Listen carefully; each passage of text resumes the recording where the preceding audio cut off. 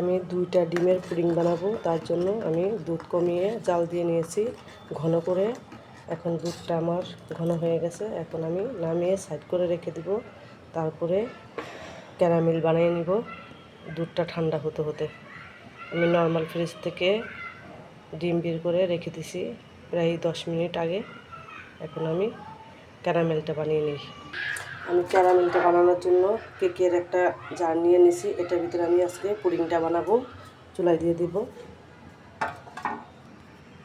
ক্যারামেলটা বানানোর জন্য এই যে পাত্র দিয়ে দিয়েছি চুলায়। একটু পানি দিলে কি ভালো হয়, আস্তে আস্তে আমি লাড়বো না, এইভাবে ঘুরিয়ে ঘুরিয়ে আমি ক্যারামেলটা বানিয়ে নেব।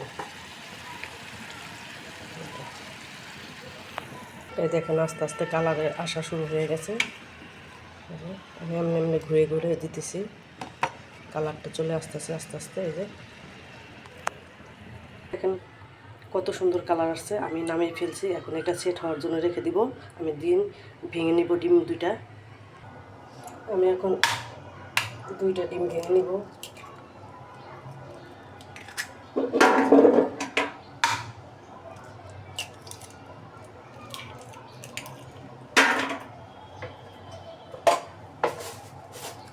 আর যার যেরকম মিষ্টি খেতে মন চায় সে সেরকম মিষ্টি দেবেন।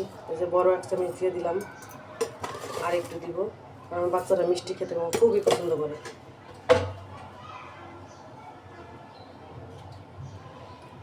এখন আমি এটা ভালোভাবে ফেটে নিব, সুন্দর করে ফেটে নেব। আর একটু লবণ দিয়ে দেবো 1 চিমটি, কারণ মিষ্টিতে লবণ না দিলে ব্যালেন্স হয় না। যেহেতু আমার ঘরে ভ্যানিলা এসেন্স নাই, তাই আমি একটু এই যে লেবু দিয়ে দিতেছি 1 চামচের মতো, ছোটো 1 চামচের মতো। এখন ভালোভাবে ফেটাই নেব। সুন্দর করে ফেটাই নিই। আমার দুধটা ঠান্ডা হয়ে গেছে। এই যে যখন এই যে এরকম আঙ্গুল চুবিয়ে রাখা যাবে, তখন মনে করবেন যে দুধটা পারফেক্ট আছে, হালকা কুসুম গরম থাকবে। এখন আমি এই যে ডিমটা মিলিয়ে দিব।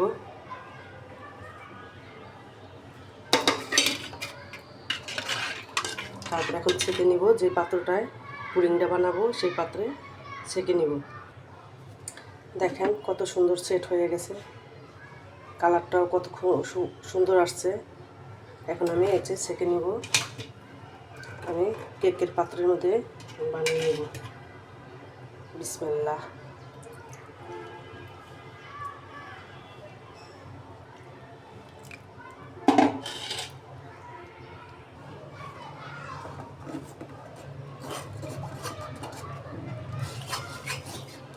পুরাটা দুধ ঢালা শেষ। এখন এই যে এটার ভিতরে একটু আছে, তাই নেড়ে ছেড়ে দিব, তাহলে সম্পূর্ণটা ব্যালেন্স হয়ে যাবে।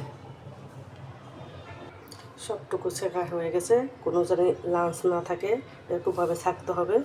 এই যে এখন আমি বসিয়ে দেবো একটা পাত্রে। আগে আমি পানির পাত্র বসিয়ে দিছি চুলায়। এই যে পানিটা বলক এসে পড়ছে। এখন আমি একটা টিস্যু দিয়ে দিব, নাহলে একটা কাপড় দিয়ে দিব, তারপর বসাই দিব। একটা কাপড় বসাই দিছি ওই যে। আর হচ্ছে এই যে পাত্রের অর্ধেক পানি দিতে হবে, না হলে বলক এসে এটা উপরে চলে আসতে পারে। এখন আমি এটা ঢেকে দিব ঢাকনা দিয়ে। 20 মিনিটের জন্য বসাই দিলাম। আমি একটা টিস্যু দিয়ে মুখটা ঢেকে দেব, যেন হাওয়া না বের হতে পারে। 20 মিনিটের জন্য বসাই দিছি। এটা একদম সম্পূর্ণ রেডি। এখন এই যে এটা দিয়ে দেখবো কাঁচা আছে কিনা, কোথাও দেখেন কোনো কাঁচা নাই। এই যে এখন এটা ফ্রিজে রেখে দেবো, একটু ফ্রিজে রেখে সেট হওয়ার জন্য রেখে দেবো। সেট হলে তারপর কেটে নিব।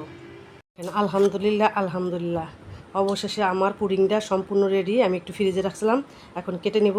বিসমিল্লাহ। কারণ আমি যে কেকের বানাচ্ছি তো, এই জন্য এরকম মানে গাঁথা হয়নি। এই যে দেখেন, এখন আমি চামিচটা দিয়ে উঠাবো। চামিচ তো আনি নাই। আচ্ছা, নিয়ে আসি আমি চামিচটা। দেখেন কত সুন্দর পারফেক্ট হয়েছে। বিসমিল্লাহ। আমি আগে খেয়ে দেখলাম, এখন মেয়েদের দিব। এই যে সুন্দর করে কেটে নিলাম।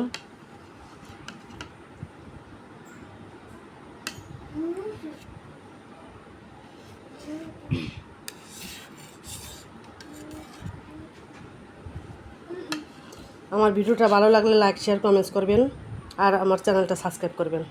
আল্লাহ হাফেজ।